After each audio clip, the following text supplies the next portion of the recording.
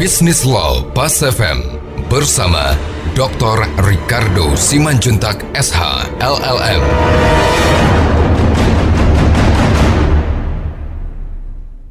Mitra bisnis, sebenarnya kalau kita lihat pada ketentuan Undang-Undang Hak Tanggungan, ya, kalau kita lihat kepada ketentuan Undang-Undang Hak Tanggungan di pasal 29, dia juga sudah atur di Undang-Undang Hak Tanggungan. Dia katakan begini, bahwa Undang-Undang Hak Tanggungan yang mengatur tentang hak tanggungan nomor 4 tahun 1996 itu, dia hanya akan tidak memberlakukan ketentuan hipotek dalam KUA Perdata sepanjang peletakan jaminan terhadap benda tidak bergerak tanah dan bangunan. Itu artinya bahwa lahirnya Undang-Undang Nomor 4 1996 tidak menghapuskan keberlakuan hipotek yang diatur dalam KUA Perdata.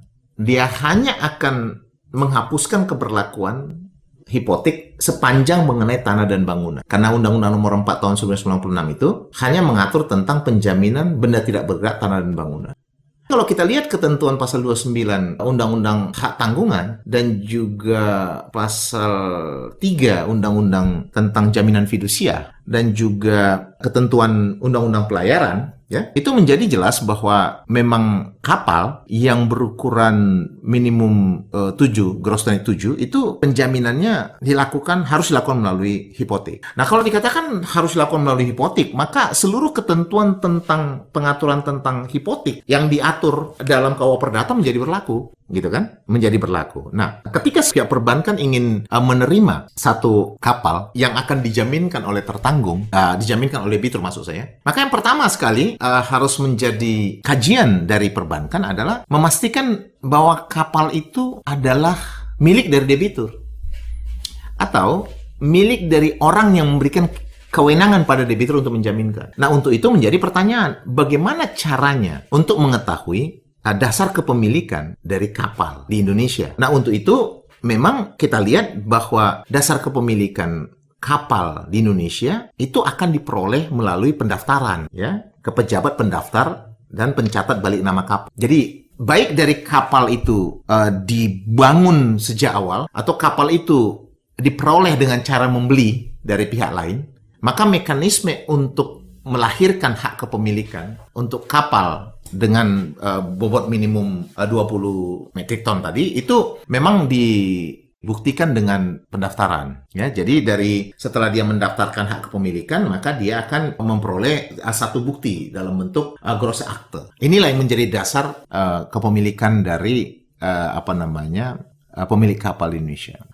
Nah, untuk dia bisa mendaftarkan banyak hal yang harus dia sampaikan, ya kan? Misalnya contohnya memang harus ada kepastian tentang surat ukur, ya. Jadi kapal itu harus diukur, ya. Kapal itu harus diukur, dan ketika katakanlah dilakukan pengukuran pada sebelumnya juga, memang pengukuran harus dilakukan terus. Kemudian kapal itu harus berada dalam keadaan layak laut.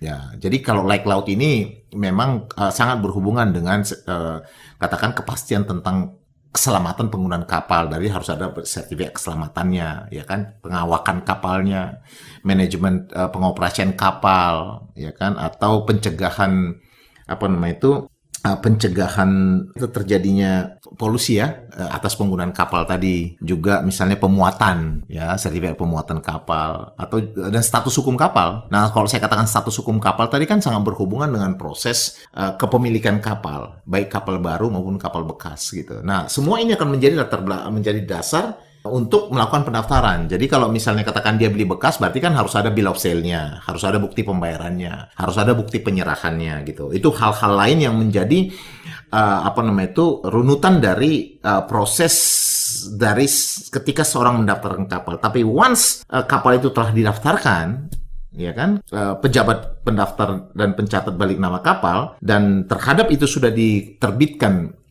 gross akte kepemilikan kapal, maka dialah menjadi pemilik kapal tadi. Nah, itu. Jadi kemudian untuk itu maka kapal tadi akan diletakkan dalam bentuk jaminan, mau diletakkan hipotek, maka dia akan dilakukan dengan membuat akta hipotek. Mitra bisnis, demikian perbincangan kita hari ini. Saya Ricardo Simanjuntak untuk Bisnis Law Pas FM.